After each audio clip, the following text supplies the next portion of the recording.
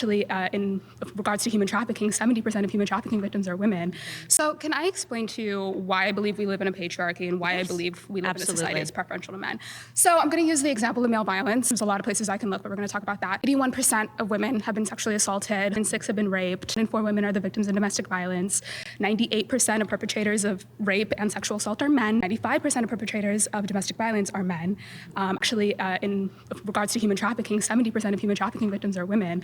So we're seeing a very clear issue of men being violent towards women. And then when we look at the way that our government handles that, 1 out of 3 rapes go reported. And then out of the ones that go reported, 7% end in jail time. So if we're looking at that and we're looking at the fact that our government doesn't really get that worried about male violence.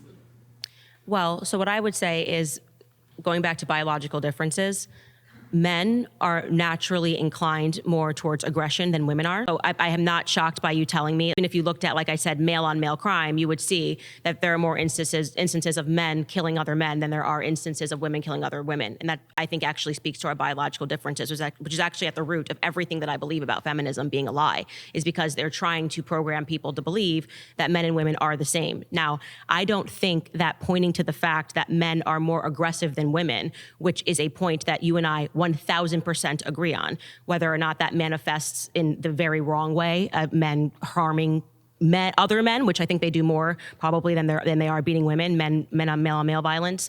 That manifestation doesn't change the fact that men and women are just biologically hardwired different. I think it's actually proof of that. I don't think it has anything to do with the fact of power dynamics in this country, because to the contrary, if you look at prison rates and talking about how disparities don't mean anything, the majority of overwhelming people that are in prison are male, right? There's a reason for that. So when it manifests in a good way, that male aggression, is the reason why we have men defending us, men that are willing to go to war and die for our nation.